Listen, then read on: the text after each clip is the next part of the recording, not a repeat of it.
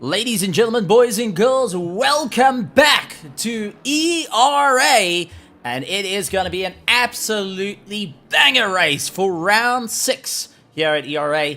And we're going to be visiting the world of Hungaroring. But with that being said, we've got a very, very special guest.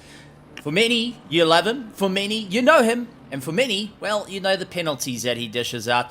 We have got Christian Fringler with us. Christian, welcome to the commentary box. It's a little bit different to have you talking over the microphone and not behind the wheel, but it's absolutely an honor to have you in the commentary box, and especially for round 6 as we're getting closer and closer to the finale, the end of the championship that has really got everyone standing on their feet. From platinum, diamond, gold, everyone has an opportunity to go for the top spot. Yeah, absolutely right. With this one, it's going to be certainly enough a bunch of drama tonight here on track, with the standings being that tight as we just spoke about earlier, and with an absolutely unpredictable race, because racing in the dark is always a different kind of treat, at least for the ones watching. And double so for the drivers, you've got this problem of impaired vision. You've got the darkest track on the whole calendar that we could have picked is now the night race, and it's going to demand absolutely everything out of the drivers. It's twisty, it's technical. As Peter honestly put it once, this is trail break mania. So you either got that one right or you are out of the window. Well, I mean, this whole season, it's been about testing the drivers from the rain to the extreme heat, to the sun being in your eyes, now to the darkness. I've got to say, this championship has really thrown it into huge, huge contention. Lots of drivers are busy thinking of what can they do, what's going to be the gains in the race, who's going to be able to claw their way to victory. But, I mean, we've also got a couple of very interesting players in this. I mean, let's take a look. Christoph Peterson, starting off in our diamonds. He's first place, 76 points, but he's got Darius, who's currently second out on the track in practice. He's lying on 64 points. Then Mahayath Musa, who is lying in 10th place on 58 points. Now, I do want to point out, Mahayath Musa and Darius are actually coming off a 9.5 hour race that ended up at about 2 o'clock South Africa time this morning. So they have had next to no sleep and now looking to try and push themselves that little bit further, being part of the whole show. I mean, this is some great stuff, but there's still so much to play for. And that's not even mentioning as we go further down the field, like with our platinums, Glenn Smith, Camille Son, Martin Spitzer. They are literally sitting 3 points difference for first place. Lucas Collop lying in 4th and Nico Lawrence in 5th. Our top 5 to have all an opportunity tonight to get that top spot in platinum. And our gold is just as close with our top 4. I mean, this is what we love to see. And ERA is really throwing the cat amongst the pigeons here. Is something that is absolutely true.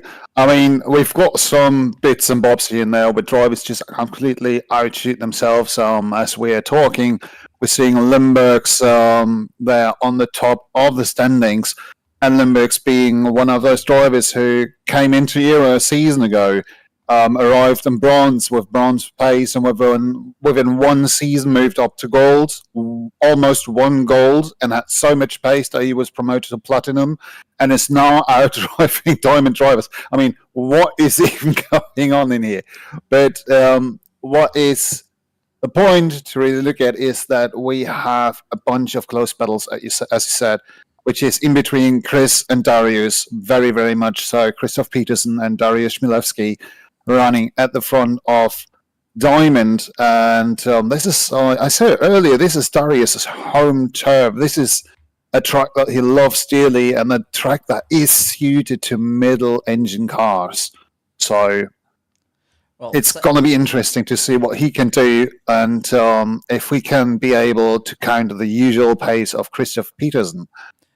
Well, I mean, taking a look, Flo going and putting in the fastest lap time in practice, a 1:44 0.157. Now, I do want to go and touch on to Christoph Peterson, because he finished up with a 9.5 hour endurance race. It finished early hours this morning here in South Africa, and also essentially he's been racing from Saturday afternoon for the UK time, and now had to fight it out. They actually had a terrible run during the race. So Christoph Peterson is coming off a bit of a rough race a little bit early on today, had a little bit of sleep, and now trying to get himself back up and going. So I'm wondering how the confidence level's sitting, because was also coming in as that top driver, ready for a fight, landed up with a problem in a race. And span of, I would say, 12 hours, 13 hours to try and get your head back into the game, saying, hang on, I've got a championship here, I'm ready to go and battle it out, especially with some very, very stiff competition out on the track. It's going to be a difficult one. I think there's a mentality that's got to be shifted here, and a lot of our drivers that have been competing in multiple other different races over the course of the weekend will have to try and figure it out, because this is the second last race of the season. This is all the points to bank on. This is everything you need to go and really put yourself up. But also, this is a chance for our gold drivers to prove that they can move up through the ranks, and our platinum drivers to show off exactly what they can do. This is their chance to show why they need to be that top plot along with the diamond drivers, because no one wants to fall down the ladder and have others usurping them. But I'm going to keep an eye on Flo, though. The Heart of Racing, Flo Aston Martin, is on a proper charge and was the quickest in practice with a 144. So I do think we got to keep a very close eye on this Aston Martin. Much like Glenn Smith, also pulling in some great moves in the last race, very, very close to the sharp end of the field, utilizing a different set of strategies compared to the rest of his class to ensure that he can move into that top 5 and stay a consistent fighter. What is really surprising me a lot is how bunched up the drivers are currently on track, because this is something that we do quite a lot, so to say.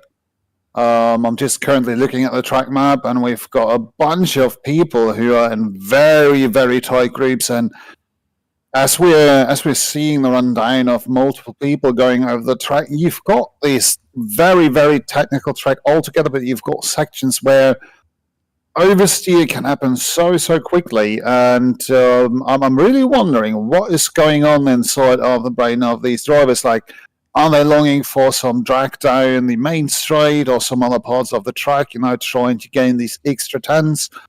Or are they just, or have they been unlucky and now impeding themselves? So I don't know what this qualifying might bring in the end. It could be a very interesting one. Well, it can turn things on its head. I have to say, being close to someone in qualifying, one, is helpful, especially in the dark, where you can start visually seeing where corners are because you're just following the brake lights. But the problem is you can get tunnel vision and watch the brake lights go off into the distance. I mean, if they get it wrong, you're going to get it wrong. But having a little bit of drag down the main straight to give you that half a second does become helpful. But we don't recommend everyone backing up. Talking about those who watch Formula One a lot, where they just create this concertina effect and everyone starts having their cold tires cooling down. Because let's be honest out here, it is a bit chillier tonight on track. So you've got to be very cautious with that. It's 20 degrees. It will start to come down quite a bit if you get it all unlucky. As we see Martin Spritzer, he's actually waiting for the entire field. So he's gone and compromised his lap straight out to the box by waiting for the entire field instead of getting up and getting going, because this is a smaller track to deal with. But Ernest Lundberg's out at the top of the charts immediately, a 1:43.6 as he comes across the line. Glenn Smith with a 1:44.037. Christoph Peterson, on the other hand, a 1:44.087 with Nico Lawrence with a 1:44.340. So, I mean, we've already starting to see a bit of a change here, but I'm also starting to see who's been practicing in the dark around this circuit. Yeah, this is once again what you spoke about earlier. You don't know what certain condition Peterson is right now in his head. But I experienced him as a driver that was fairly stable when it comes to his own, demeanor and not getting into his own. His times do show. He is now almost half a second down and will therefore move up into P1 if he gets it back over the line.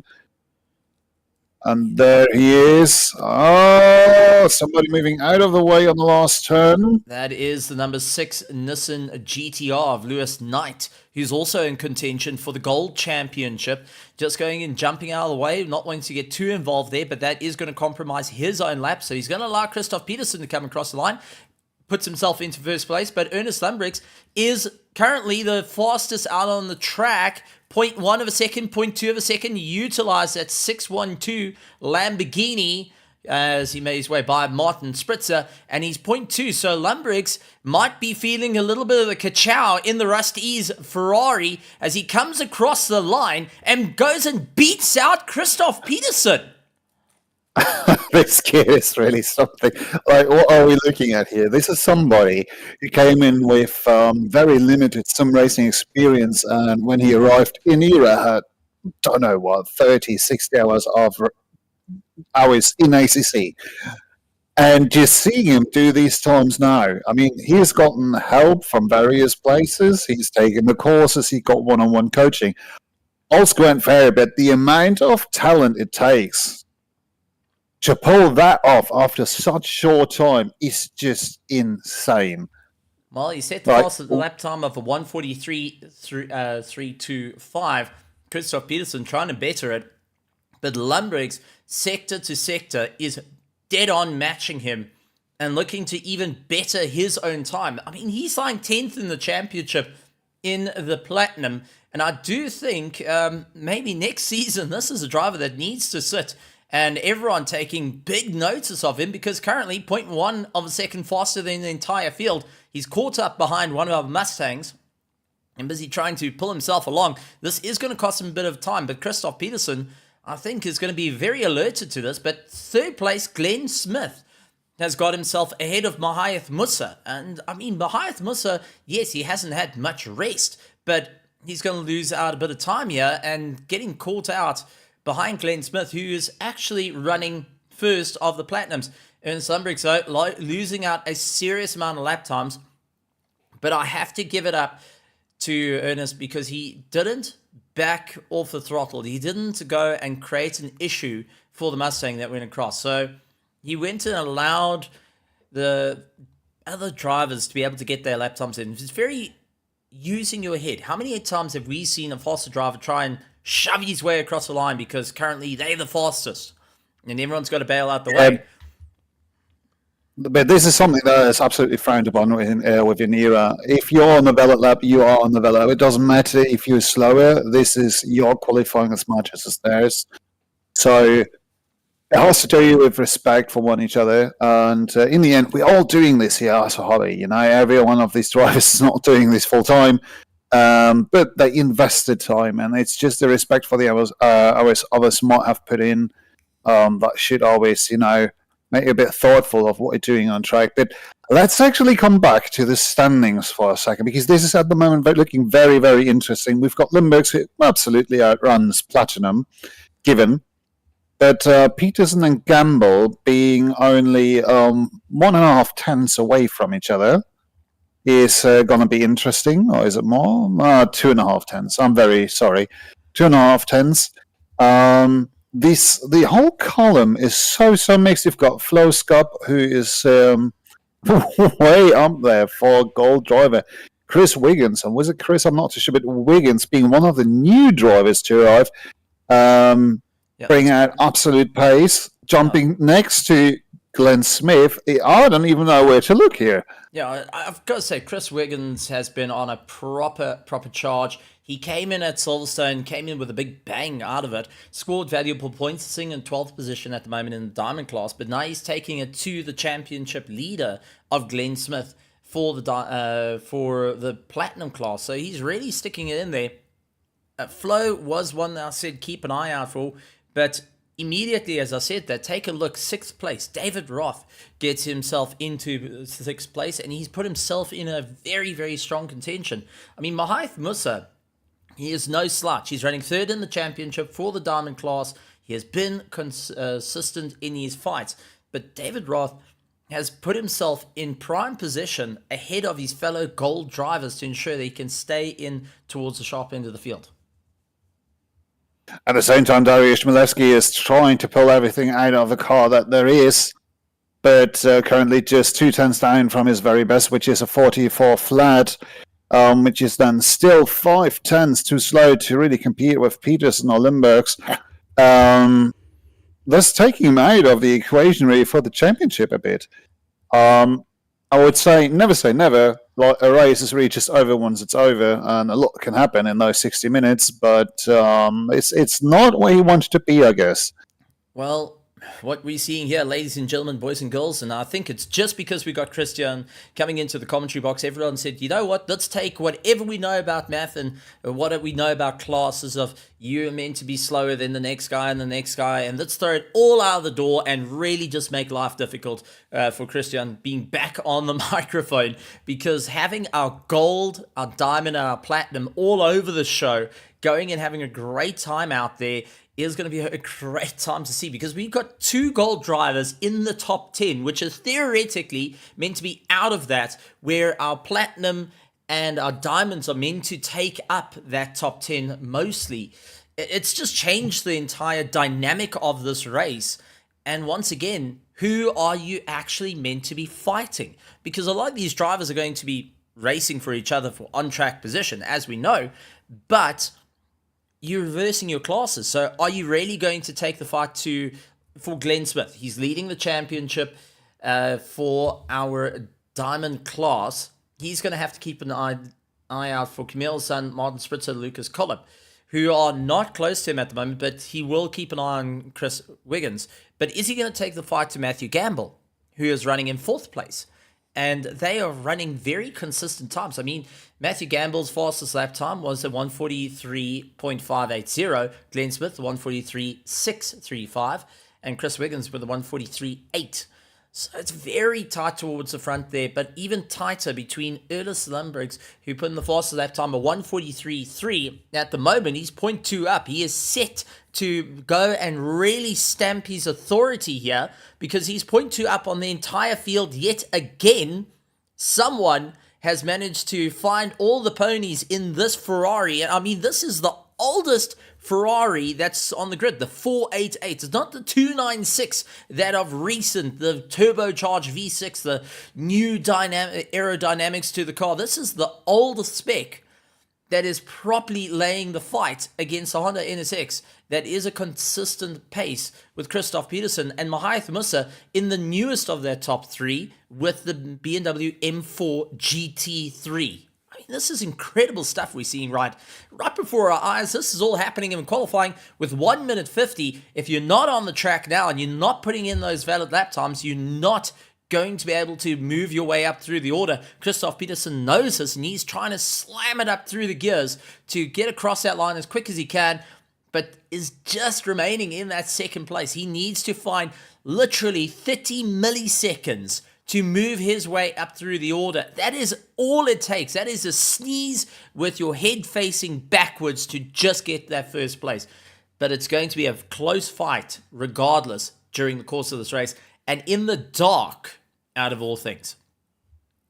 And one might say, but why find those, 30,000? What would it change? Well, you want to be on a better starting position, because in the end, Peterson is going to be on the attack, and he's not only going to be on the attack, but somebody crawled his way up, and that is Dariusz Milewski starting right on the quicker side of the track next to Peterson.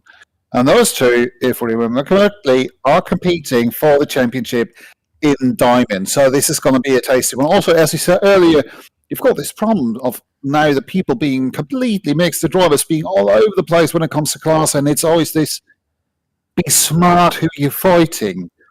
But now, once again, Hungaroring is not a track where it's specifically easy to overtake. It's narrow, it's twisty, and you depend so much on getting the proper line through a corner that if the other person doesn't play along, it might end in a crash. You don't want to crash out other class cars because you're ruining their competition. You're not only taking them out of the fight for the moment, but you might end up ruining their the championship hopes.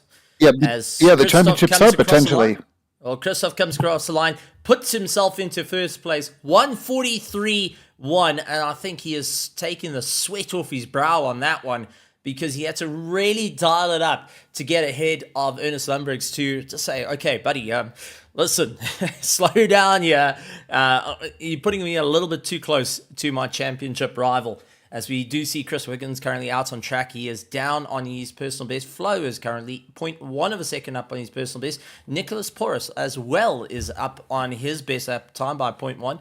Reynolds currently 0.1 second up on his personal best in the Mustang, out of all things. I mean, that's a very, very difficult car. Inherent understeer that comes crawling out of it. But we've also got the likes of Federico Calgero, who is really putting on the charge. Been a consistent fighter, slowly moving his way up in the gold division. I've got to say, been one of those drivers to keep an eye out for in the future as a championship contender, because he does have it in him. We've seen it, and he's used his head at the best of times. Terence Ferreira, he's making his way around. At the moment, he has been unable to put a valid lap time in on the track. This will be his first time putting a personal best in that is valid if he comes across the line without running too far wide. But Terence Ferreira going and only managing 22nd position once he got across the line. Nevertheless, I want to point out that as we go down the standings up to P20, we are nearly in 1.5 seconds. So that is some competition to look at. And we've got those nice little pairs in there. We've got Castro, Venter, and Wall, who are bunched up within a field of 0.2 on their quickest lap. So that's going to be interesting. You've got Gamble, Musa, and Chmielewski all being less than a tenth apart from each other. So that's looking like a proper fight. Here also we've got Paros, basically also somebody to really do a shout out to. Massively improved over time, being very close to Reynolds there, just 1/10 apart from each other. You've got Knight and Bellis being separated by not even hundreds. So this is gonna be absolute madness. Everybody has their own personal fight in this, and usually when you see who's close to each other, this is also usually for championship standings in the end. So we're in for a treat. I think we're going to see some very tough battling from the get-go. Well, Hungaroring has always been a difficult circuit, a little bit of follow the leader, a little bit of patience, and that is the main thing that becomes key. I mean, we've seen so many races won and lost, not only in the first corner, but also out of the final corner, because if you're a little bit too early on the throttle, you can kick the rear out, and that's it. You run out too far wide, or you spin the nose in.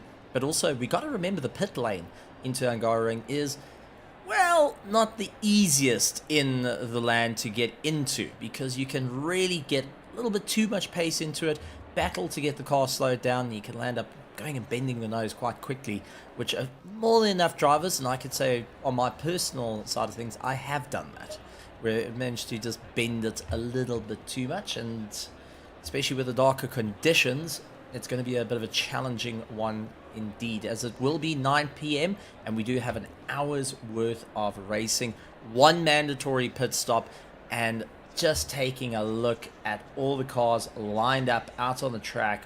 What an absolute sight to see all the GT3 cars ready to rock and roll, and we will see them all come to life, breathing to life when the lights all start firing up.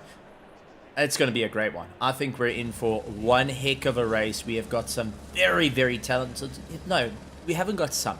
We have got all these very talented drivers from Platinum to Gold that are absolutely world-class. They're going to be fighting it out. But we have to mention a little thing that did bring the championship very, very close to one another, and that is the success penalties. And Christian, this is a bit of your brainchild. Now, throughout the season, I've been trying to explain the 15 seconds, the 10 seconds, the 5 seconds, and what that does. But you're part of the entire geniuses, the Einsteins that put this together, I'd say the pinky in the brain sort of moments to say we want to rule the world. But can you give us a bit of an idea of the success penalties and how they work? Yep, sure. So we are looking at, with the penalties, usually where the drive is finished. So if you come to the podium, you get a success penalty for that. So if you come onto P1, you get 15 seconds, P2 is 10 seconds, P3 is 5 seconds. That will be added up to your pit stop. So when you come into the pits, you just have that longer period that you stand still, thus giving everyone else behind you more of a chance to catch up. Now, this obviously sounds always like a bit, downing. Okay, just wondering why on earth the penalties have been cleared up, because that is certainly not right. We've got Christoph Peterson, who's going to have 15 seconds on his time, and we got Ernest. But this also does bring a very interesting situation, because if we look at Ernest Lundbergs, he is starting first of his class, second in position, but is in between Christoph Peterson, who's got 15 seconds when he has to get into the pits and get himself sorted, and wait. We got Glenn Smith, who's got 15 seconds on him, and Darius running in fourth has got 10 seconds. So the only person that Lundbergs really has to worry about in keeping truly ahead of is Mahath Musa and Gamble, who are running in fifth and sixth at the moment. So if he can keep him at bay, there's a huge opportunity here. But don't count out Chris Wiggins. He's also in the run. He hasn't got any success penalties that's added on to him. But for David Roth, he's going to be having a bit of a problem. 15 seconds is going to drop him down. So Flo going to have 10 seconds. But we've got Porus, who has got no time penalties. He's running third in class for our gold division. So it's going to be a bit of a wild one nonetheless. But we're starting to see all the cars coming to life. 20 seconds. And it's going to be an exciting one nonetheless as they drop down onto the wheels, get a bit of heat into the cars, firing them up as they all come to life, and we will soon be going racing. But I can't wait.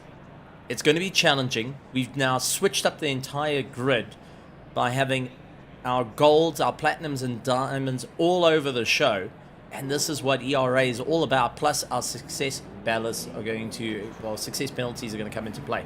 So that being said, folks, let's take a look at our grid and go through the running order of it, because it's going to be a wild one. So starting out for our ERA Sunday Championship, we're going to have Christoph Peterson in the Honda looking to engage VTEC and run away first off the line. Second place, Ernest Lundbergs in the 488 Ferrari Evo GT3, getting chased down by Glenn Smith in the 296. The replacement Ferrari is going to have to be chasing down its older predecessor. Then we got Darius running in fourth position, Mahath Musa in fifth, Matthew Gamble in sixth, Chris Wiggins in seventh, followed by David Roth, Christian Jerush, who is in the Ford, number 23.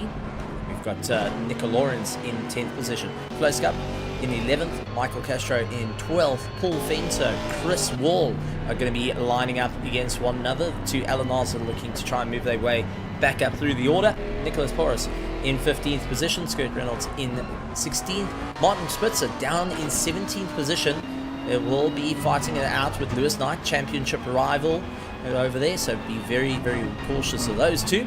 Patrick Biles going in 19th. Camille Sun down in 20th position. Hasn't had the easiest time out here tonight.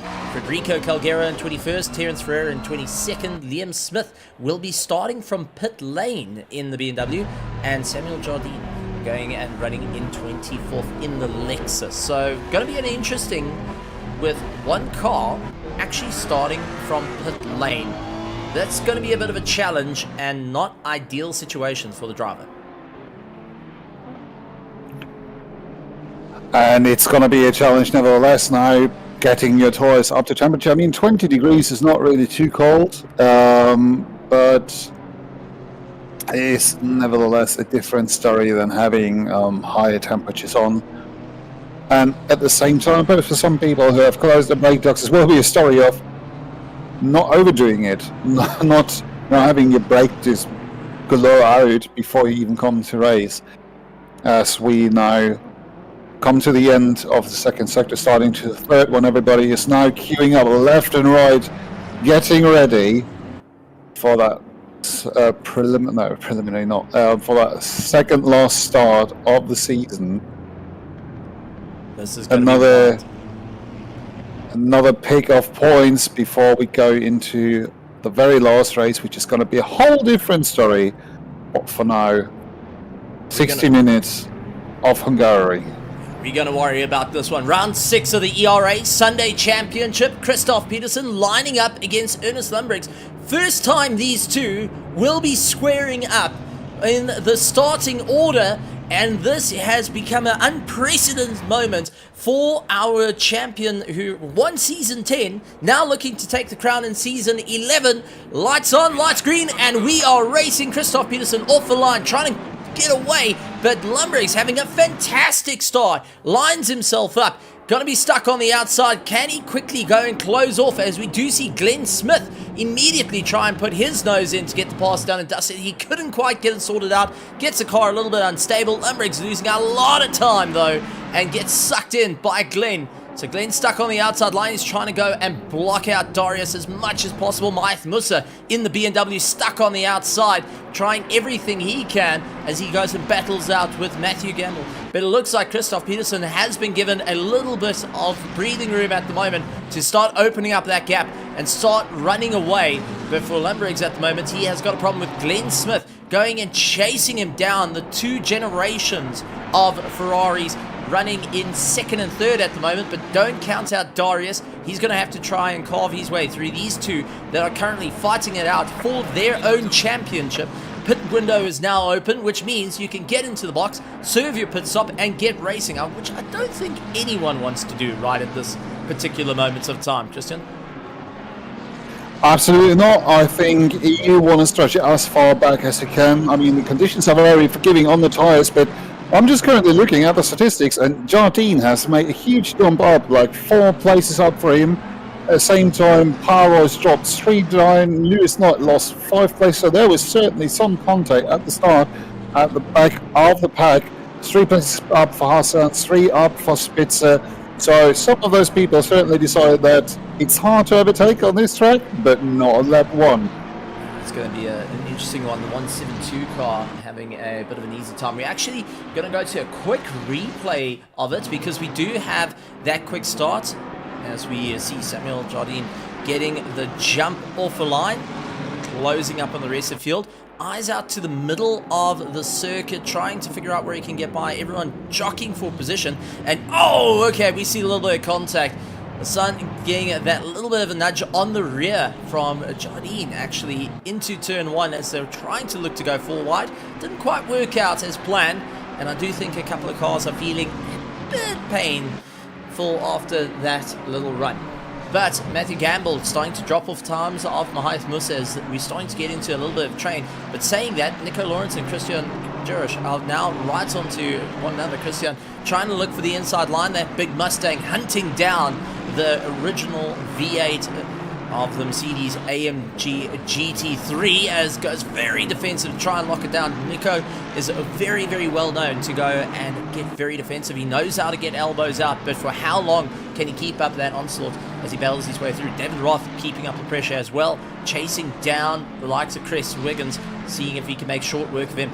Chris Wall getting ahead of Paul Fenter as they make their way through. Paul Fenter actually coming off a positive run in an endurance race, so he's looking to carry a lot of the motivations he's had with the 9.5 hour race, the Mid-Ram 570 that happened here in South Africa. So he's looking to take all that motivation, all that positivity and move his way forward. But Lewis Knight, a little bit further down, I wanted to say Lewis Knight is really, really in a charge here. He is trying to make some positions back from what he lost at the beginning. Not really his fault. He was just basically pushed wide by one of the Mercedes jumping into him, and you could see that delta jumping to 0 seconds. So he's stuck his nose in a couple of times now.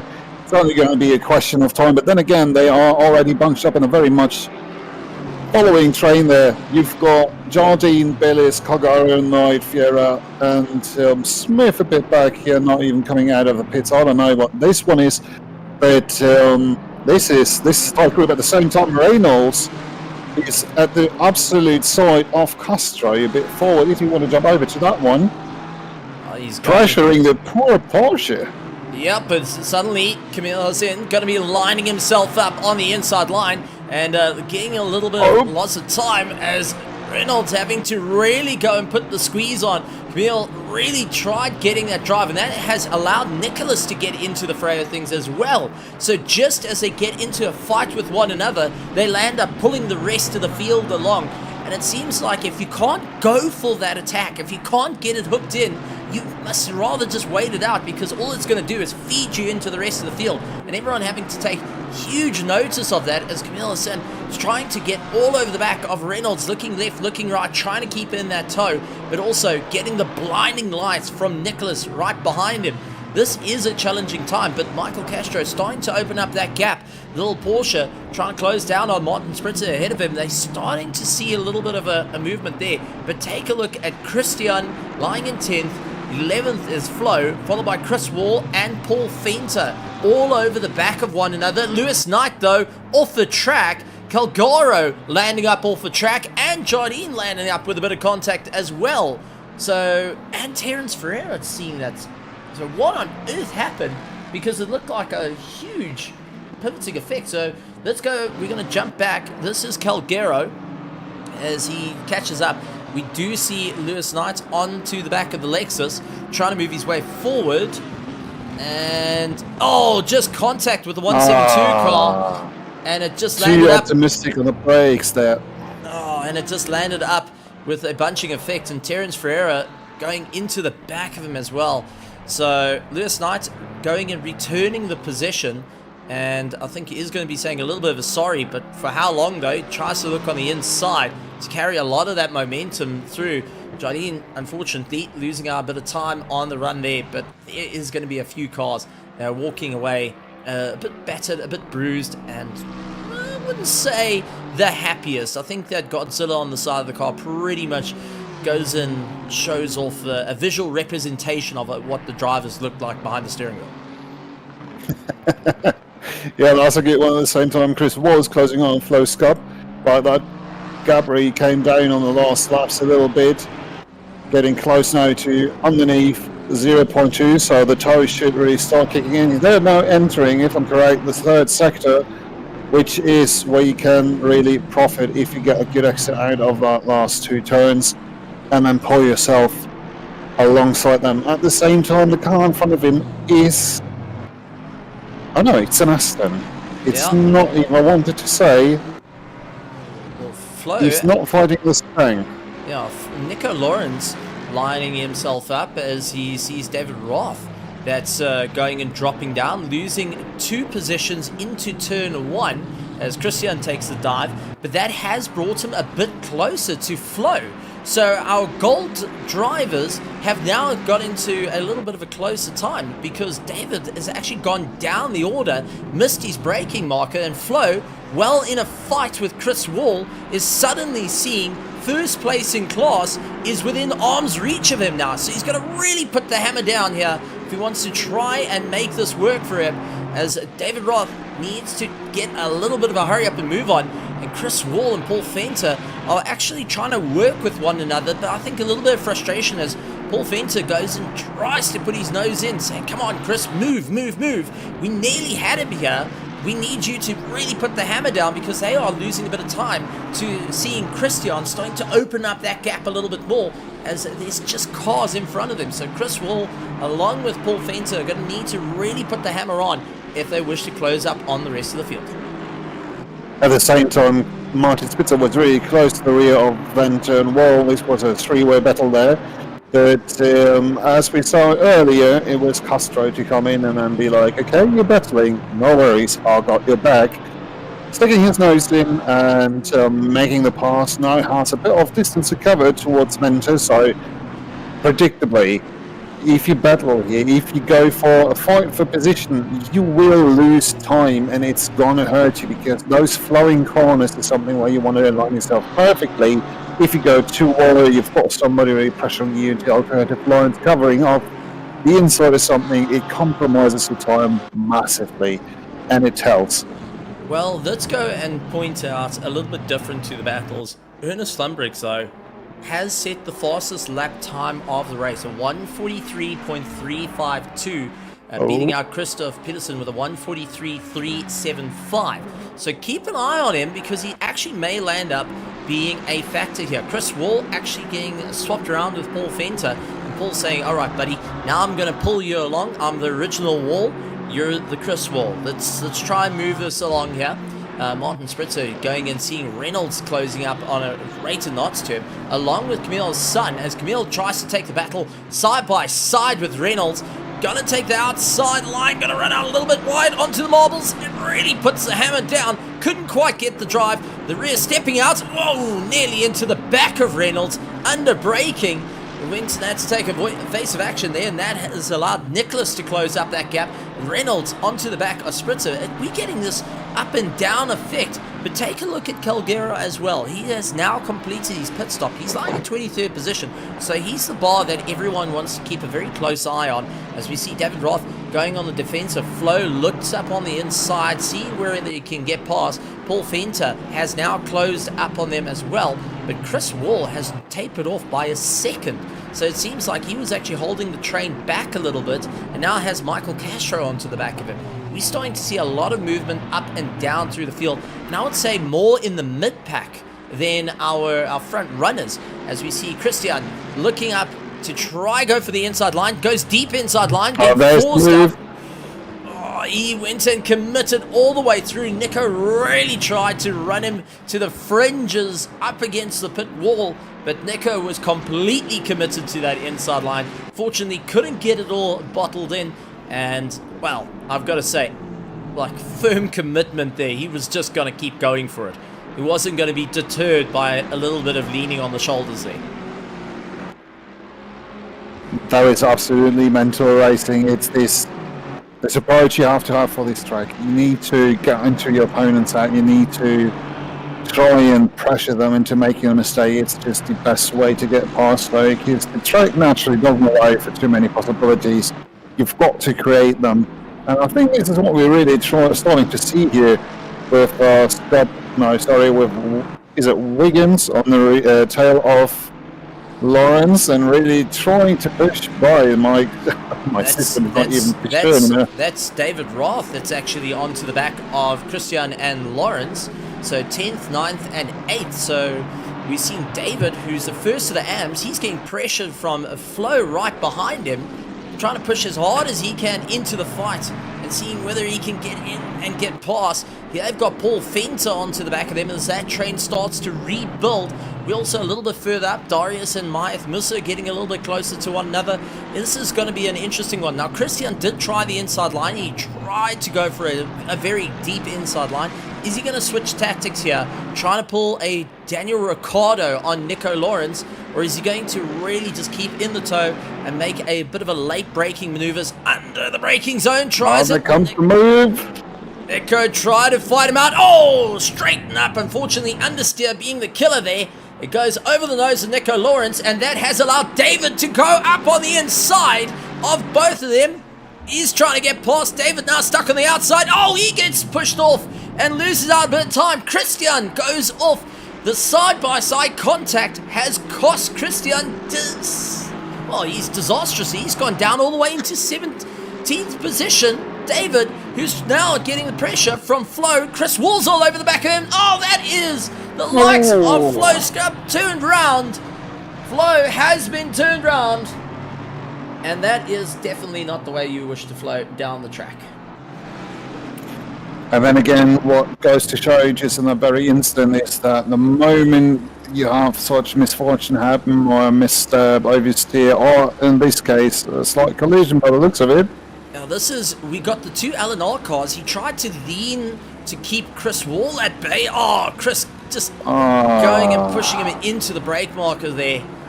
And unfortunately, that is going to be a bit of a detrimental one. And I think Chris is going to be giving himself a little bit of a pat on the head going, oh, darn it, shouldn't have done that. Well, that's definitely going to be the stewards taking a look at me.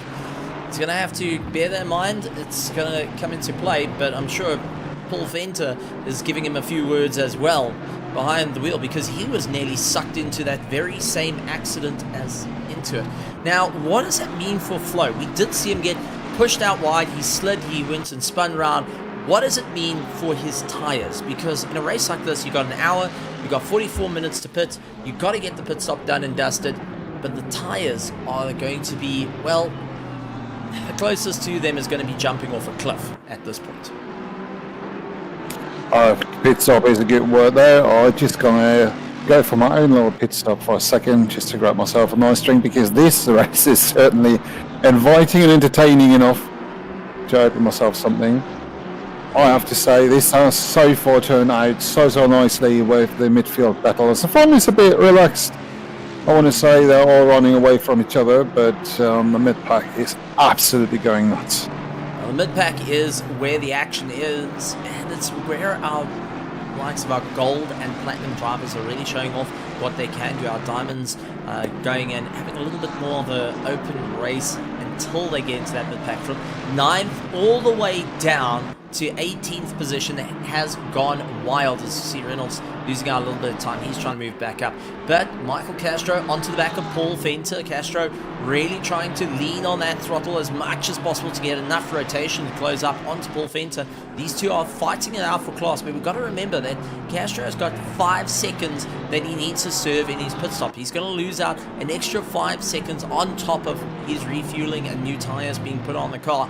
And that's going to drop him down the order. Chris Wall will be going and fixing a little bit of damage on the car, one would think, after his contact a little bit early on. Martin Spritzer dealing with Scott Reynolds at the moment, as Reynolds with the Mustang, oddly enough, actually getting a really good turning angle on the inside. Christian diving into the pit, so he's going to try and get his pit stop done and dusted. How are the rest of the field going to retaliate? Well, everyone else is going to keep going as Flo closes up on Nicholas at the moment, looks for the inside line, backed out of it, not going to go too much on the charge there, and wait for an opportunity to open up as our drivers absolutely hammer on for round 6. So far, we have got Christian in the pits. Calgero has completed his pit stop, and Liam Smith has yet to get out of the pits. So I think he is unfortunately retiring that car for the race. Christoph Peterson out in first place, opens up a 2-second gap to Ernest Lundberg's Glenn Smith running in third. We'll have Darius now closing up onto the back of him, running in fourth place. Fifth is Mahaith Musa, 0.3 of a second onto the back of Darius and keeping a huge amount of pressure. Remember, these two are fighting for championship positions, with Mahaith Musa lying third in the championship right behind Darius, so he's going to really have to give it everything he's got here. We got Matthew Gamble, who has moved his way up through the order, lying in 6th position. Chris Wiggins lying in 7th, running third in his class. Then Nico Lawrence going to be chasing him down in 8th. 9th place is David Roth, first of our gold class, followed by Paul Venter, Michael Castro, Chris Wall, and Martin Switzer a little bit further down in 13th. 14th place is Scott Reynolds, who's running 2nd in his class, keeping ahead of Camille Hassan, and Nicholas Porras running 3rd in the gold class, being chased down by Flo Scub. Patrick Bells has had a great run on his way through. Great moves. He's opened up the gap. Terence Ferreira a little bit further back. Lewis Knight has had a charge but now tapered off. He's going to have to keep a very close eye on Christian, who's back out on track, and Frederico as well. So, drivers now trying to move their way up through the order, as we see Mahaith Musa all over the back of Darius like a bad rash at the moment. Darius having to go and counter every attack, trying to figure out where this is all going to go. And Paul Venter has Michael Castro instead of his own teammate that he's been riding along with so far. I mean, this is incredible stuff. This is what we've come to learn about ERA. This is what the drivers have come to learn, is never go and take anything for granted, because the moment that you think, yeah, I should be fine. I'm going to be sorted out here, like Darius, saying he's going to be okay. Suddenly putting a wheel out on the dirt has brought him a bit closer to Matthias Busse.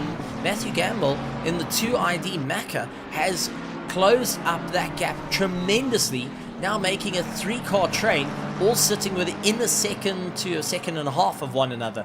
I mean, Christian, this is absolutely incredible stuff. Flow onto the back of Nicholas Perez. He's trying to get back up through the field. Nicholas is just trying to keep his nose out of trouble at this point, saying, listen, we're racing for position here. You are in the same class as me, but it doesn't mean that you were a little bit ahead of me. You were ahead, now you're behind. Now you're going to stay there. As Flo does look for the inside line, goes and takes a bit of a choice not to take the dive. Camille Sun onto the back of Reynolds. Has to get a little bit boisterous. As we do know, Reynolds does put his elbows out quite a bit. And considering these two are in different classes, the Sun needs to make short work of Reynolds to try and close up the gap to Martin Spitzer so he can stay into that top 5 for the Diamond Championship. Also, A, being back, and B, we are slowly getting into that time span where you're going to see the first early stoppers perhaps coming into the pits. Oh, as we just witnessed some little murder there, a bit of John Sportive backing out, not taking a positional advantage from that. Nevertheless, pit stop's going to be an issue in, I would say, the next 5 minutes. The first will start, and then it's going to be the case of who's going to do the undercut, who's going to do the overcut, to perhaps gain a position.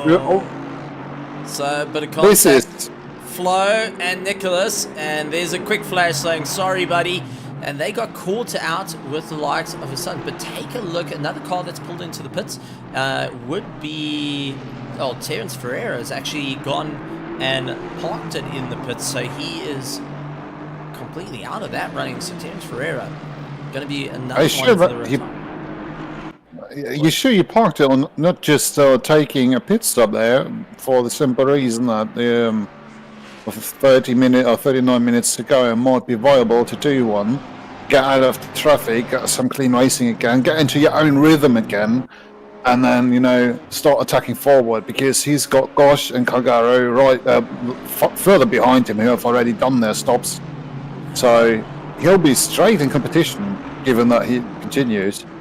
If he continues, he's been in the box for 50 seconds at the moment, so a lot of that would be some serious repair work that's being done to the car, and is going to drop him down the order if he can't get back out on track. But he has nearly spent a minute in the pits, and that is going to move the likes of Calgaro, which I think Christian and Calgaro are not going to complain too loudly to get a position on Terence Ferreira.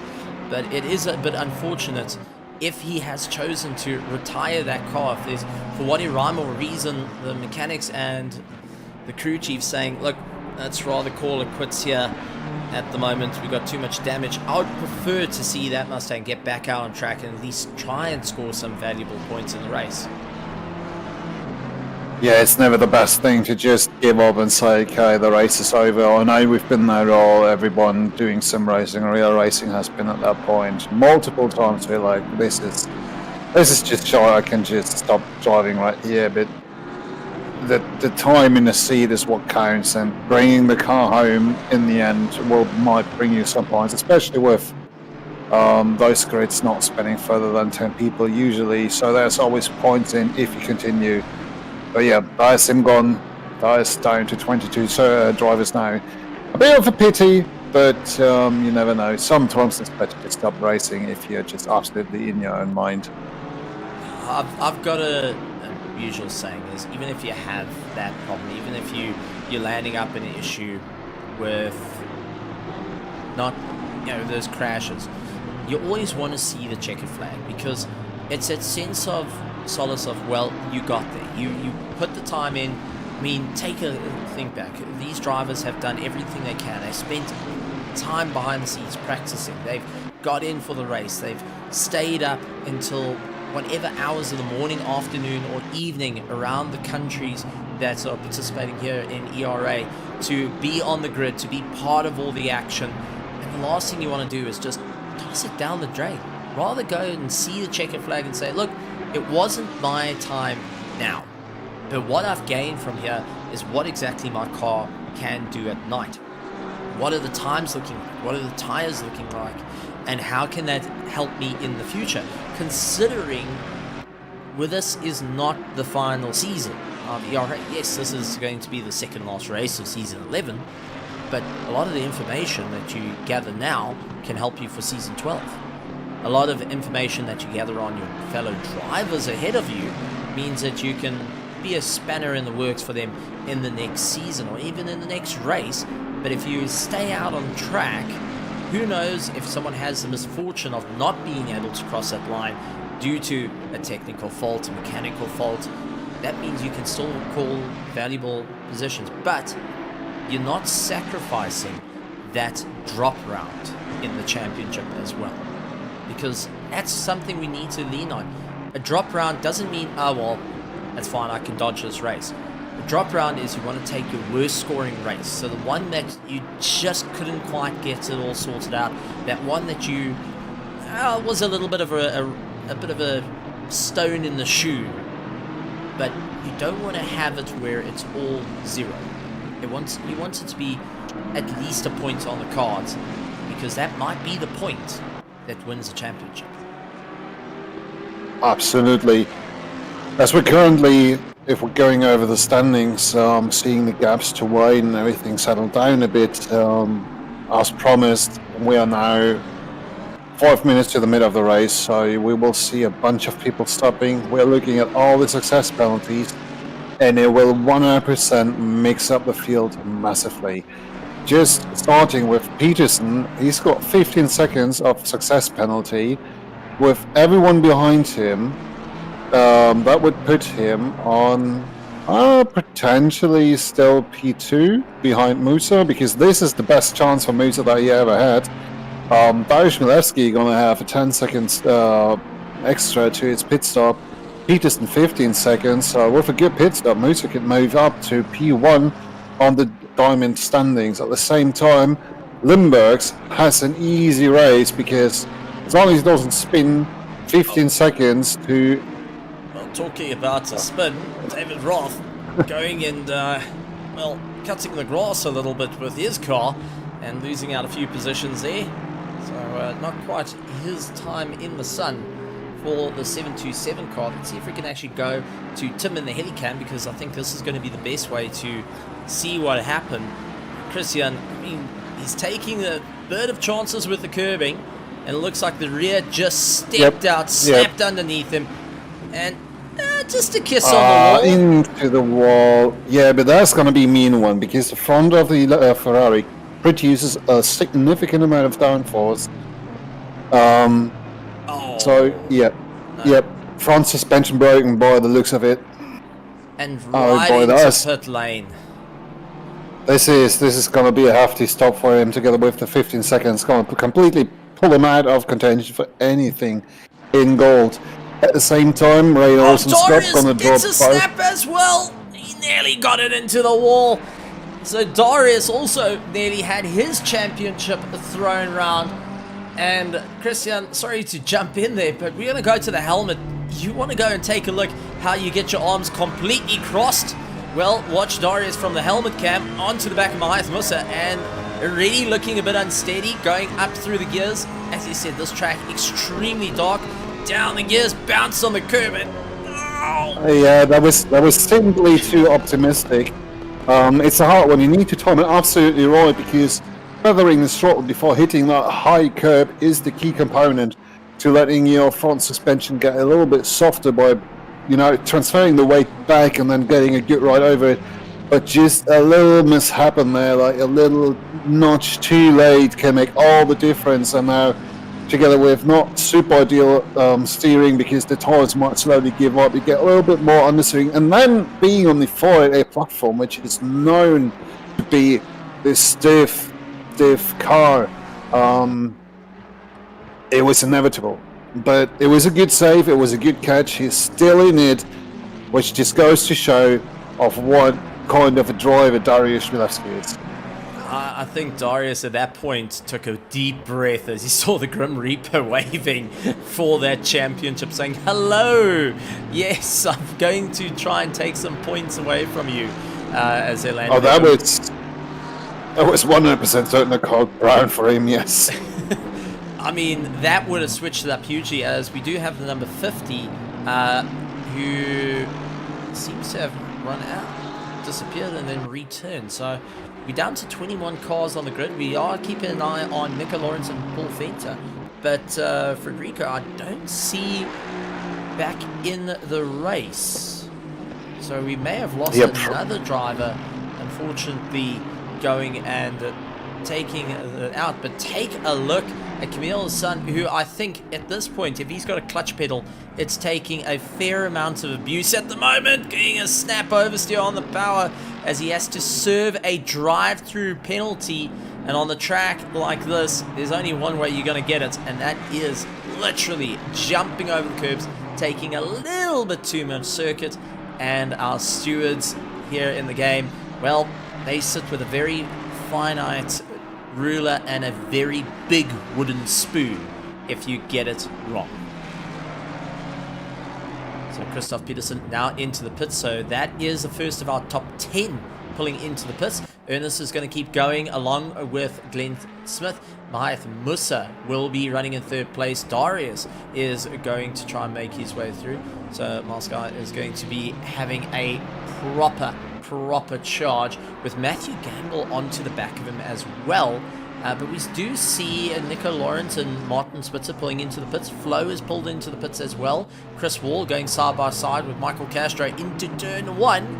The Porsche going to have a lot of rotation, but going to be stuck really on the outside there as Chris Wall going into straightening the car up a little bit to ensure that, well, Michael has nowhere to go except for off the track if he wants to get it done and dusted. So we starting to see those pit stops. You did foresee the halfway mark being the right time for drivers to get into the pit. So now I'm going to ask you, Christian, looking at your crystal ball, I think we're in for a really tough race because Christoph Peterson is down in 10th place and he is still waiting to get just released out of the pits, and he is going to have an almighty climb ahead of him. Yeah, that's all fair and square, but at the same time, you've got all those people ahead of him who haven't pitted yet. The actual position is going to really be showing just later on. This is anyone's guess. It will depend a lot on how quick the people behind him can go in terms of Limburgs and Smith. Smith himself having a 15-second penalty. I would be surprised if he comes close anywhere near. Oh, God damn it! Chris, in the end, after doing his pit stop, is this the question that really arises here is who was capable of looking after the tires? I'm not 100% certain how tire hungry Hungarian is, but these conditions should favor the tire life. So you might shave off 5 seconds by not taking tires overall, and then clinging to the position because you move past, and making an overtake hard here is one of the easier things to do. So and we've got the next big group into the pits: Gamble, Wiggins, Venter, Wall, Castro, Reynolds. So that's going to clear out the grid a bit. So it's going to be an interesting one. Lewis Knight, though, is yet to still pull in the pits, as we do see Mahath Musa going and overcooking it a little bit into the corner, outbraking himself, trying to get past Glenn Smith. I think pure frustration starting to get into the mix here, as he is running a little bit in the higher class at the moment, but he is trying to keep away from Darius as quick as possible. He knows that Darius is sitting there, but take a look at Gamble. He is in first place of all those that have pitted, and with the likes of Christoph Peterson just getting ahead of Lewis Knight at the moment, he's got a serious climb. So Gamble is first of all that have pitted, and he's lying in 5th place. If he can defend against the likes of Christoph Peterson, we're in for a race and a half of note here, but this is all going to play into how the race is going to go. So we do see Lundbergs into the pits, Glenn Smith into the pits. Mahath Musa is going to continue the drive and keep charging on. Darius is going to follow suit on this one. These two are going to be watching very closely where Gamble's going to be, and I'm sure there's going to be a little bit of, well, trying to get people talking on the pit wall saying, hey, Matthew Gamble, can you keep Peterson busy just for a little bit longer? That 1 or 2 seconds is just what we need for our run. Darius, though, with a 10-second penalty, success penalty on his time, is going to be suffering with that. I don't think Darius is going to be too much of a happy camper, but if he can defend the likes of Christoph, that is going to play into the hands, ultimately, to Mahayath Musa, who looks to try and usurp the championship here tonight to try and maximize the points going into the final race next weekend, folks. Currently, Limburgs and Glenn Smith in the pits. Limburgs just coming out of it. And he is popping out just ahead of Gamble. So Limburgs has got... That should be really net lead for Limburgs in the end. So Limburgs lying in third has got Matthew Gamble currently running in 4th place. Christoph Peterson would be in 5th. Chris Wiggins will drop down into 6th place. Glenn Smith comes out of the pits. He's in 7th position. So only 2 cars yet to pull in the pits as Lewis Knight gets himself into the pits. He wants to try and get it done and dusted, keeping an eye on all the golds. He has to keep a very close eye on Nicholas Porus at the moment. So Lewis Knight is in for a chance here to try and stay ahead of Nicholas Porus, who's had a bit of a rough race. And that being said, I look over to my timing screen and I see Lewis Knight down into 18th position as Nicholas, getting past, will be taking that top spot of our gold championship. But that has reversed roles a bit because Nicholas Porus, Patrick Bells, along with Flo Scup, have been a fight of note, but it's also gone and changed up what the championship is going to look like at the end of it. Darius into the pits, Mahayath Musa's into the pits. Is he taking tyres though? Is he only taking fuel? Here comes Limburgs though, rattling his way around, second last corner, 1 more to go. This very long left-hander that you're going to be so patient to come on the throttle. Can Limburgs get himself back into the top order? Is he going to change up the entire field by showing what the little 95 car is able to do? Charges his way up. Mahayath Musa coming out of the pits, could not get ahead of Limburgs. Limburgs gets himself into 1st place, and now Mahayath Musa trying to get ahead of Matthew Gamble, couldn't get it done and dusted, and will be having his eyes firmly looking back on the rearview mirrors as here comes Christoph Peterson. Darius comes out of the pits and he gets overtaken by Chris Wiggins, and Glenn Smith is going to go side by side and taking the position back into turn 1 if he doesn't run it out wide.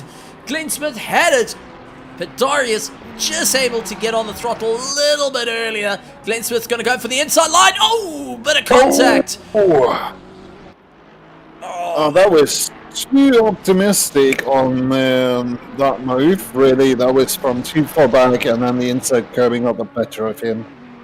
Yeah, I think Glenn Smith was just trying to get that run, not realizing that Darius was just a fraction too far ahead. But that is going to hurt his tires, and in turn hurt his time to catch up to Chris Wiggins. So Chris is on a proper charge here to really make his way into that 2nd place at the moment for the class. But the talk of the town, holding 1st place and the fastest lap at the moment, is Ernest Limburgs. Matthew Gamble now has to keep the likes of Mahayath Musa at bay. And Mahayath is looking very, very hungry to try and get past Gamble. But Gamble, in the same class as him, will be defending that McLaren. We do know can make itself wider by at least 2 car lengths or 2 car widths to keep Mahayath Musa at bay. And that has also fed him straight in to Christoph Peterson, 1.3 seconds back from Mahayath Musa. So I think 2nd, 3rd and 4th is going to be a bit of a wild child of notes as Mahayath Musa going and skating around, trying to find his way through and losing out a little bit of time once again. He looked to the inside, second guessed it, fell behind, and then was just a little too optimistic on the brakes to try and get ahead. This is going to bottle him up a little bit. I think Gamble is starting to try and help get Christoph a little bit closer to feed Mahaith Musa into him, so the two of them can battle it out and at least give Matthew Gamble a bit of an opportunity to take a breath, because at the moment Mahaith Musa is keeping a firm grip on the throat of that McLaren, as we do see Gamble get the rear kicked out, trying to slide the car around. Mahaith Musa looks for the inside through the chicane, couldn't quite get it through the snake, and Christoph Peterson close once again. Mahaith is not happy being stuck behind Gamble right now.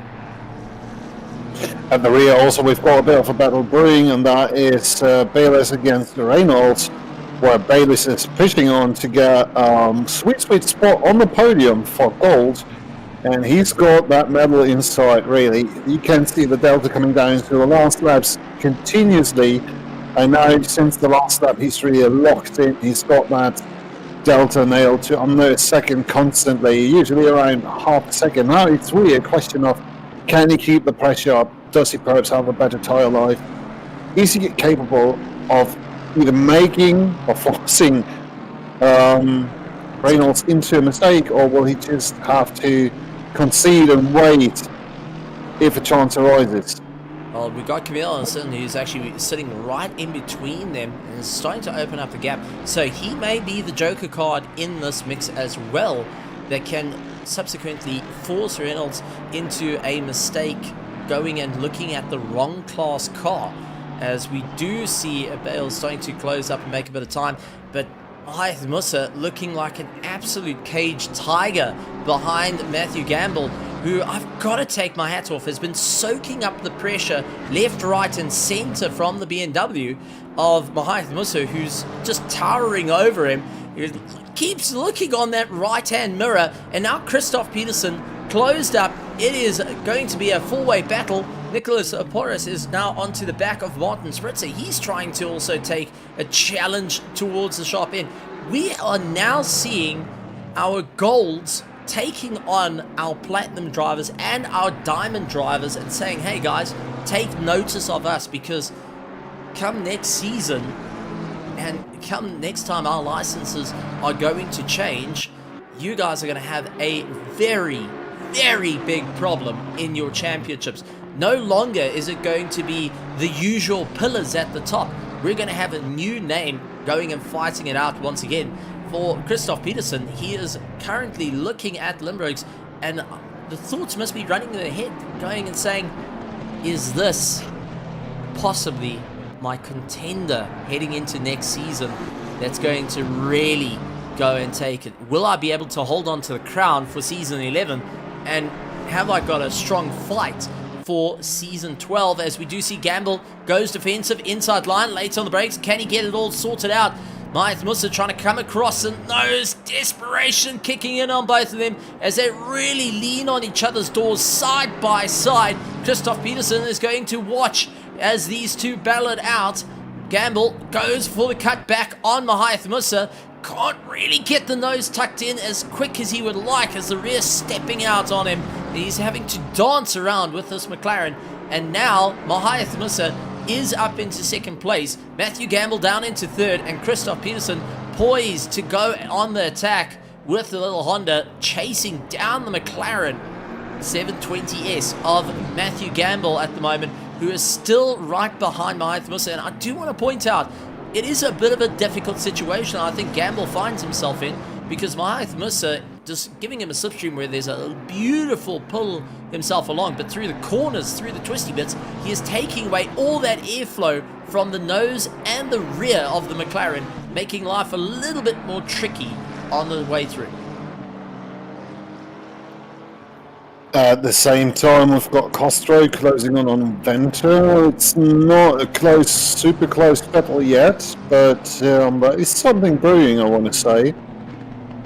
Peterson looking on the inside and outside of Gamble, so Mahaith Musa has got a little bit of breathing room. Gamble going to have to try and keep himself going, but we've got these little fights all the way through during the race, and it's going to be a wild one start to finish. But Christian, I know that you are out of the race at the moment and you're just watching on from the commentary side. Absolutely lovely to have you here, but I'm sure the inner racer going and saying, man, I'd like to sink my teeth into this, seeing how these drivers are laying it all on the line. putting their hearts on their sleeves and putting on an absolute stellar performance for round 6 of the ERA Sunday Championship. And I can tell you, a little piece of me is going, I wish I was there to be able to take the same fight to them. It's absolutely mental just looking at it and seeing those gaps come down and close up and go wider again and again. It's so many battles, hard to keep track. We've got a current of 4 to 5 battles continuously on track between various people. So also a bit of apologies to anyone who might not get the air coverage that they would like to, but there's just so much to choose from.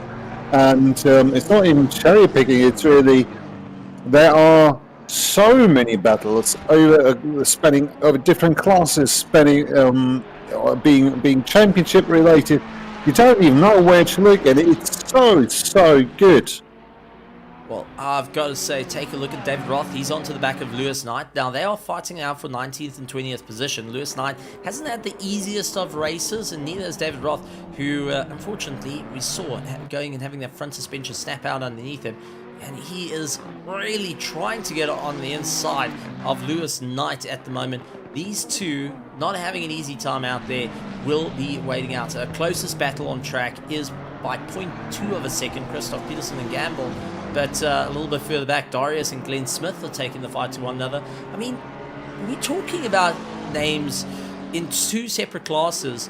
And do you think a lot of the top tier drivers, the diamond class, are taking a look at the platinum going, hold the phone here, we've got a problem, these guys are getting quicker and quicker, and even our platinum drivers taking a look back at the gold and saying, hang on, we've got some serious contenders coming through the ranks, and life is about to get a lot more interesting out here in Server 1 of ERA. I've got to say, I think we are witnessing the entire field of platinum grade drivers going and fighting at a, well, if we had to talk about heat, I would say a nuclear explosion level of heat coming from all these type of battles, as Christoph Peterson going for a late lunge through the S's, going and jumping over the curbs, and that is how you can land up with a drive through so quickly. But he is taking every move of desperation to get past Matthew Gamble, who has been soaking up the pressure from all sides of the battle at the moment.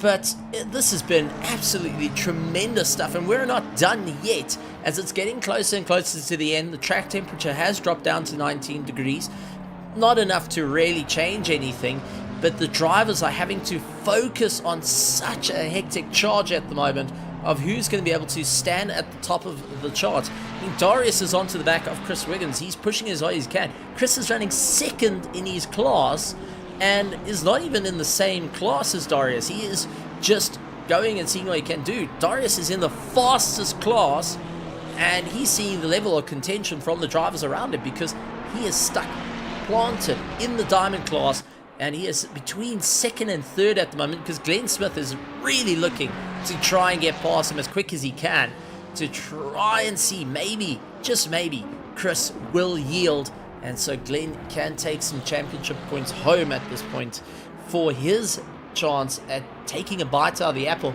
Bear in mind, he scored 0 points at Watkins Glen, and his second place, Camille Hassan, has gone all the way down into 17th position. He is way down the order and no fight with him at the moment.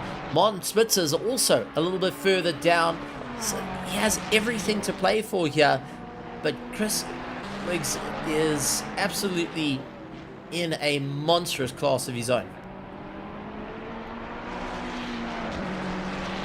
Just looking at all those different gaps and mix-ups that you said, it's got me thinking that the license sorting of this season will be interesting, as for those who perhaps don't know, we lean on the races being tracked on their average valid lap time. So all the lap times are taken into consideration will be averaged out per race and then measured against the quickest driver and see where that percentage comes out, and that defines what kind of pace you have in the very race, and then the 4 last races will be leveled out to one overall percentage that defines how you performed lately and if at the end of the season a move is due. But we did have a lot of different problems this season when it comes to comparing the different servers. We had a completely fucked up BOP on Indy, which obviously leads to not being really useful data, so we had to exclude it. We had the red race, if you think back, where server 2 was basically driving with a dry line while server 1 was just swimming away. Oh, that's Darius. Somebody broke himself. Darius into turn 1, tried to outbrake Chris, and he has lost out the position to the likes of Glenn Smith. I mean, this has just turned it onto his head. Got too overconfident, tried to go a little bit later on the brakes, and the mistakes starting to creep in, the frustration starting to creep in. But sorry to jump in there and take away from, well, just talking about the licensing system and yes, the various challenges. But I think what it has done is drivers have had to step up in unique and different ways to show, hey, we want to be there at the top of the class. We want to all be seen as the diamond grade drivers because we have the opportunity to really flip the script. As we do see Christoph Peterson trying to go on the inside of Matthew Gamble. Gamble going to try and keep his nose absolutely planted. Will keep the inside line. Is it enough to keep ahead of the Honda? Does so. And just as Christoph Peterson looking for the undercut, but Gamble going and slipping all over the show at the moment. Peterson not having an easy time out on the track. And there's the next attack coming already. You can see that he is pulled into the slipstream, but Matthew Gamble is trying to cover off the inside. Now it's a question of perhaps being able to undercut the whole thing, trying to hang around the outside, but can't quite get it in there. We've seen it switches happening a bunch of that.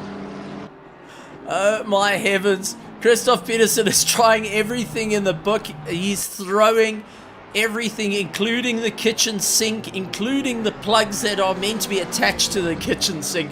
Everything at Matthew Gamble, and Gamble is returning in kind on this fight. This has just helped Mahyth Musa out hugely into it, but this has also brought a bit of a wandering moment for the likes of Peterson, because how much is he on his game at this point? Is he getting a little bit worn out? What is the tires looking at like? The Honda has always been known to be that tire eater. It's the fear of all Pirellis, Dunlops and Michelins to be on a Honda NSX. And now he is going and fighting tooth and nail at this point, sliding the car around. Matthew Gamble, I think at this point, has disconnected the steering from the front wheels and he's put it to the rear because he's getting monstrous rotation on that rear to try and just turn the car completely sideways as he runs out wide once again. Peterson's got to get stuck around the outside, Gamble to the middle of the circuit to try and defend on this fight. These drivers are not giving an inch. I mean, even Glenn Smith and Darius are having a great time duking it out. They are sitting within a second of one another. Further back, Martin Spritzer and Flo are fighting out. Scott Reynolds, Camille Hassan, David Roth and Lewis Knights. But our closest fight has to be Peterson and the likes of Gamble. Gamble this time going on the inside line, going to defend. Can he cover off? Peterson tries to snap around on the inside, loses out a bit of time though, a little bit too much on the brakes there, has cost him a fair amount of time as he looks to try and slingshot his way through the fight. I mean, this is just getting wild out here. And honestly, I'm on the edge of my seat. I'm ready to stand up and lean out of the commentary box, just ready to shout from the edges. I think Hungaroring has come alive. It's come unglued. And even though it is dark outside, the track, just by these drivers giving it absolutely everything they got, I can see spectators lining up with flashlights and even turning them off as they just see the drivers coming at them, really giving it everything they got. We have got some absolute off-the-rails racing right now, Christian. And you and I are in the prime seat to see it all up and down through the field, seeing these drivers throw everything they got. But I mean, big turn of heads are going on. Ernest Lundberg's leading out the entire grid. Did you ever think that you would see a car in Lightning McQueen colors going ka-chow, sponsored by Rusty's, is lying first of the ERA grid? I would have not bet my money on it, that's for certain. But it was a long time coming. It's just really nice to be a witness of it. He has packed tremendous speed, and you can still see that his delta is positive, and he's still pushing on. Like, even though he's got a comfortable lead over everyone, Limburgs is just telling himself he's not going to stop there. He's still going to push on. But righteously, we've just witnessed the greatest thing of all, and that is the battle in between Gamble and Peterson. Like, my God, these guys, they're still at it. Like, it's a case where it looks like mentally nobody is giving in. It's a place where you don't just wait for a mistake to happen. You need to build the opportunity yourself. You might see something minor, but no bigger going off track, no bigger misbraking. Just the worst that could happen is a slight oversteer, but this is already the chance that you need to create. This is the chance by pressure that you need to get into. At least this is the case for Christoph Peterson here. Because I bet my ass that guy is drenched at this point. Like, both of them will be so much sweating, and Gamble just holding on for dear life. I think at this point, both drivers are throwing everything they can at one another and just hoping that anything, just anything could go on with the competition just to try and slow them down. You know, it's like, just have the cat run up and get your knee, have the dog bark, I don't know, maybe have the spark plugs get fouled up for some odd reason, sneeze for heaven's sake. I don't think these drivers are even blinking at this point because they haven't got the opportunity to even just close their eyes, as they have to stay widely focused, attached to their screens, looking at the battle going on. I mean, Gamble is taking everything, he's right to the inside line on the marbles, and there goes Kenny, the Speedo sign, absolutely catapulted into the crowd. We have killed Kenny as Gamble goes on the defense, wiping out the pit board and sending it into the crowd. Christoph Peterson showing no remorse, also collecting Kenny the signboard out as well. So, I mean, this is just absolutely incredible stuff. I mean, Wiggins and Glenn Smith are now starting to join the fight. Darius is right on the back of him. Our usual top contender drivers that have blasted away and go, yeah, well, we've had a good race. Suddenly, they're in a fight on a very, very dark circuit and wondering what on earth has the competition been doing, as Peterson sends it up on the inside once again, jumping those curbs. Just couldn't get it past Gamble, and that suspension being a little bit too hard. I think the kidneys that is going through, well, the kidneys of the likes of Christoph Peterson have taken a beating at this point. It's just very impressive to see that. He's crowbarring at every point, and now that chicane, you've got no chance of passing. But, you know, just trying to force yourself up onto the mirror of the opponent in front of you, trying to give Matthew Gamble that very certain knowledge, like, I'll be there, misstep once and I'll take the opportunity. And just once again and again and again, they come by the last turn into the pit straight, and it's incredible. They're just back to less than 0.5 every time, 0.3, 0.2, 0.1, as now the suction is just really kicking in, dragging Peterson in, but no attack at this time. I think Peterson has taken notice, because in the same camera shot as we see Gamble and Peterson, take a look what's arriving in the background. Chris Wiggins, Glenn Smith and Darius, and we got 2 minutes left on the board. These two, while they've been fighting it out, Chris Wiggins has been pulling the rest of the train along. That may also come into effect, so one misstep from any of these drivers will land up not losing one position, but can lose 3 to 4 positions in a blink of an eye.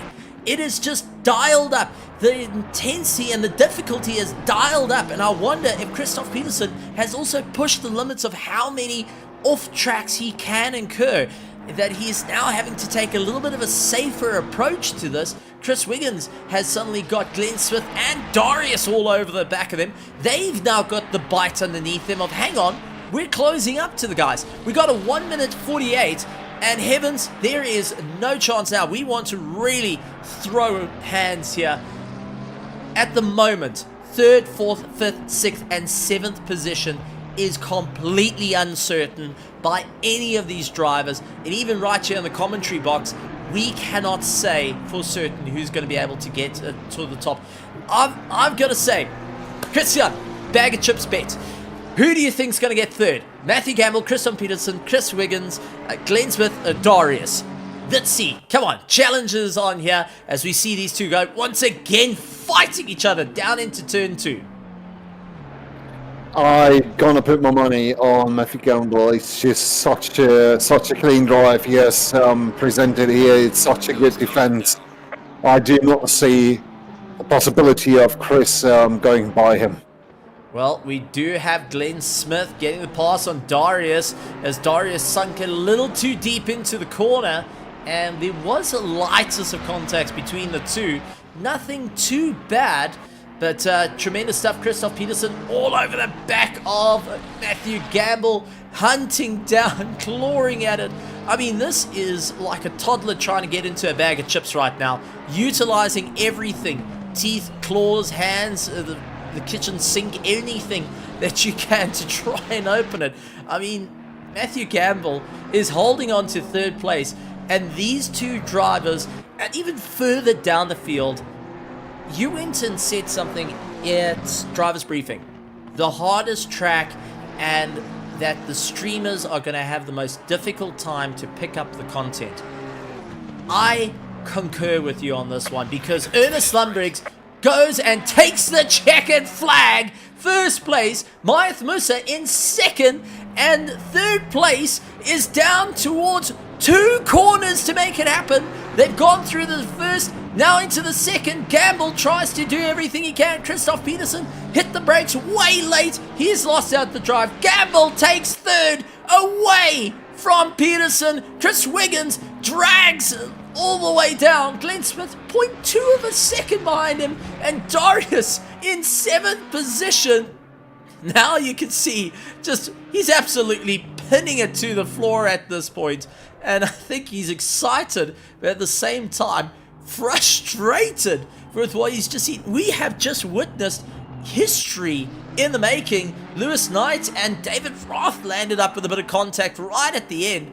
I think Lewis Knight will be able to get across the line. Also, Reynolds sends it up on the inside to Nicholas Porras to try go for that late dive. Nicholas will be coming across the line in 2nd in the class, with Reynolds finishing up 3rd. Christian, I don't know what we just witnessed other than, man oh man, history has been made here at Hungaroring, and its name is ERA. I really have to tip my hat off to all those drivers. It was insane, a very insane performance. The grid was so packed. The drivers were so close to each other. That in those dark conditions, and going so much at it. We've seen so much respect on track. Absolutely lovely. Like, you want to get raced, you've got it. This was 10 out of 10. At the same time, looking at the result we got, it will shake up a couple of things for the Diamond and the Platinum drivers. And I'm not 100% certain with Gold, but the success penalties in the end got the upper hand on a lot of people. I've got to say, absolutely incredible stuff as we take a look at some of the replays that are currently on screen, just to try and cover some of the action that was happening out on track. But we've got to also, we're going to be talking to a couple of these drivers, and I don't know about you, I'm a bit worn out. My voice is worn out. I'm definitely wide awake, that's for certain. I mean, if your adrenaline's not flowing after that one, best check your own pulse. You might be dead. But that is just wild. And Ernest Lundberg gets that top spot. I think he's going to be through the moon with it. Mahath Musa has scored valuable points over his own championship rivals. Matthew Gamble, I want to have a chat to Matthew Gamble and Christoph Peterson, because these two are going to be wondering what on earth they have just gone through, because this was a fight second to none all the way through. So I'm still trying to process everything that just happened. It was definitely something worth watching, and it's going to reshuffle the cards for the last race, which is going to be a challenge in itself. 90 minutes of, I'm not even too sure, is it Donington? Should be Donington, in mixed conditions. So a mixture of rain and dry phases throughout the race. So strategy goals going to absolutely make the difference. I'm just trying to pick my jaw off the ground at the moment. I think I've broken all my teeth, because whenever I thought it was done and dusted, it kept coming back again and again and again. Right, we've got a couple of drivers that we're going to be chatting to. Let's bring up Christoph Peterson. I think is going to be the first person I want to pull up with his race, and I think the driver is a little bit, if he wasn't awake now after that race, I don't know what is, but I think he has now made his own kiddie pool with his own sim rig. Christoph Peterson will be joining us up on the podium. Christoph Peterson, welcome to the commentary box. And buddy, pal, amigo, not long ago you were in a 9.5 hour race fighting the odds, clawing your way from the back. You get to ERA, and you are in a fight with Matthew Gamble where you both threw the kitchen sinks at each other, and both were unyielding. How are you feeling after that? I'm I'm completely soaked. Like, this was the hardest I had to fight all season, and what a comeback from Matty Gamble.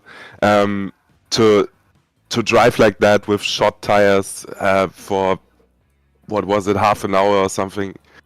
Crazy.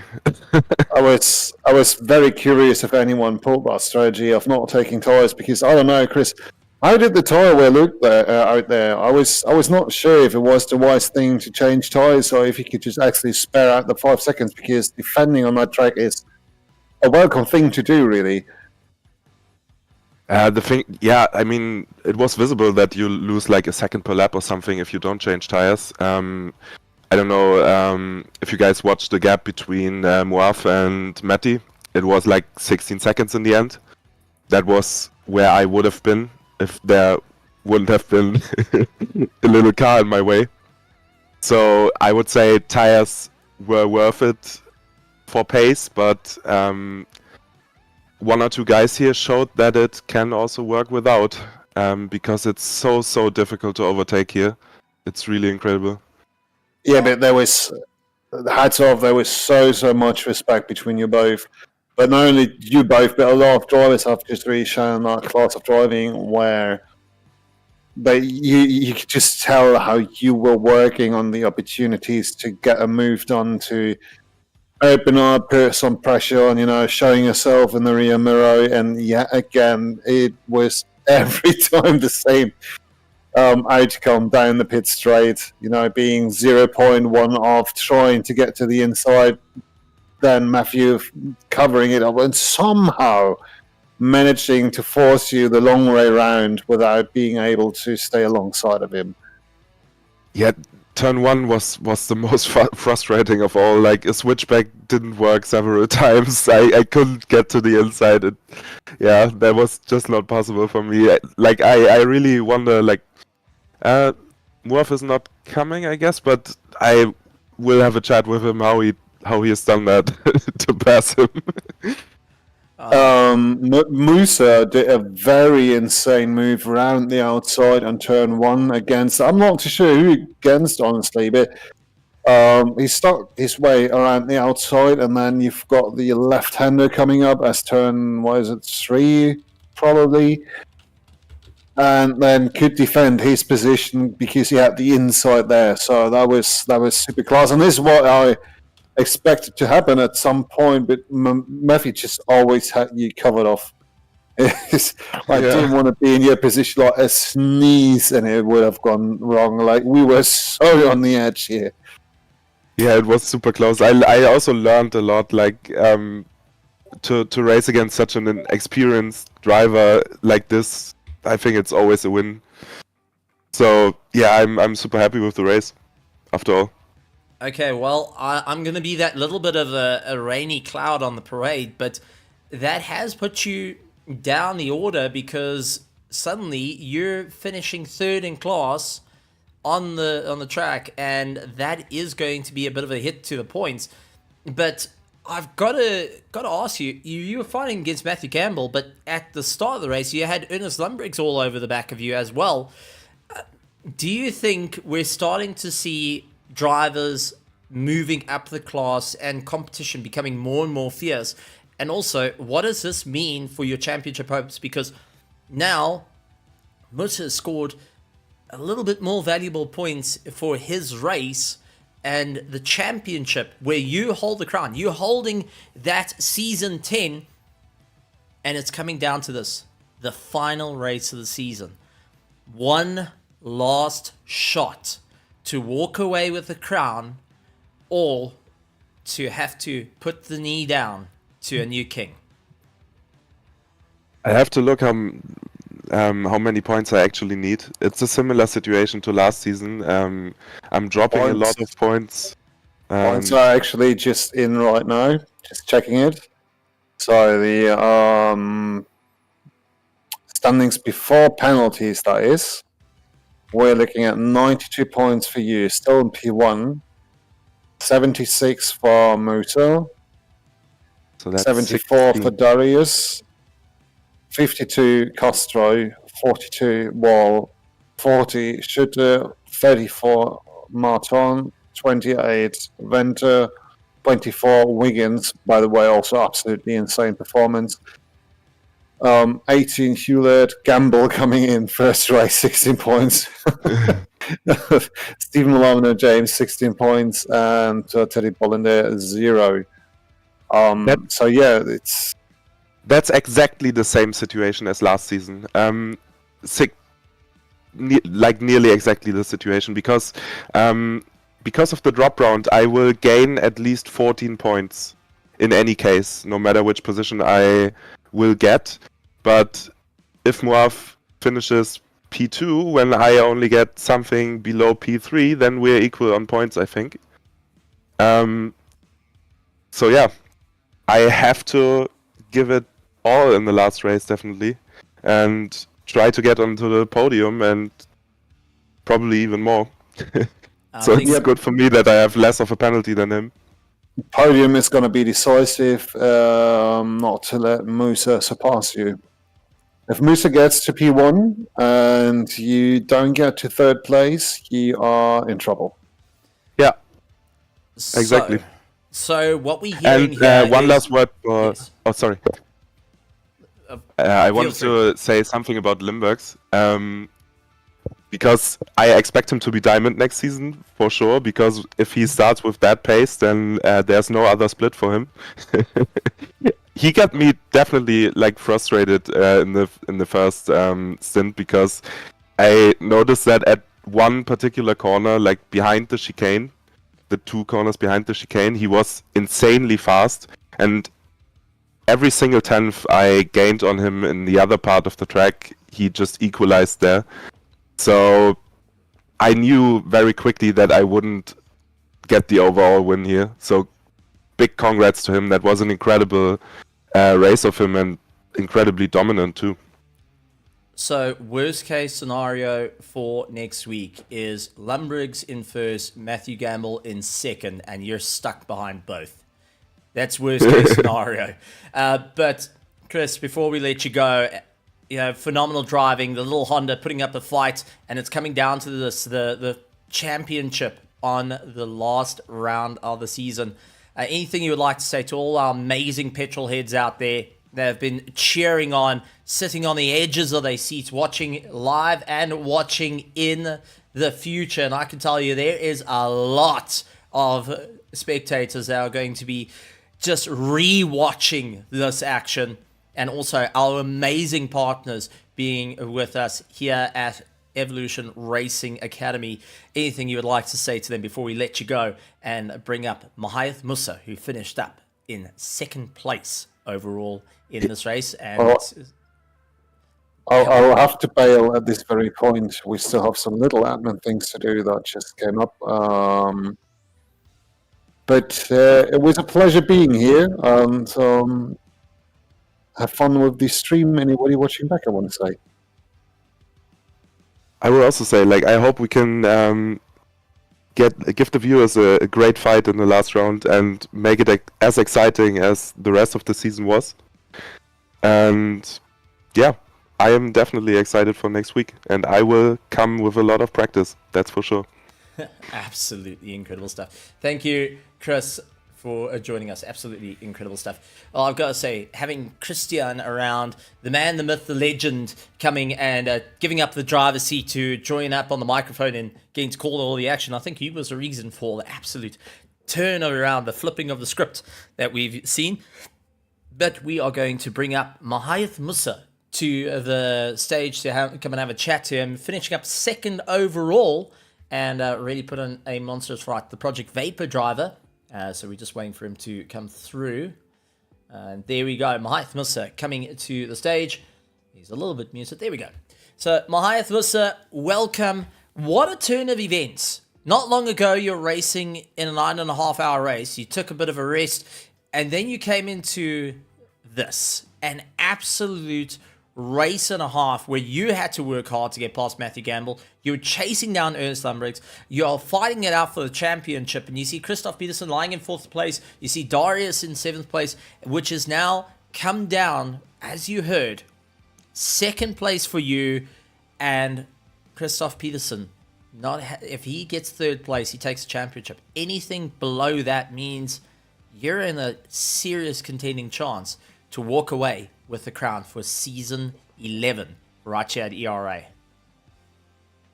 Yeah, well, I'm very tired at the moment, to be honest. Especially after that 9-hour race we did yesterday. But yeah, very much happy with the result. I mean, plan was just to keep it on the black stuff today and just hold space with the front runners, and that's what we did in the first step. Just quite nice. I mean, most of them basically had ballast, so that helped us out a lot.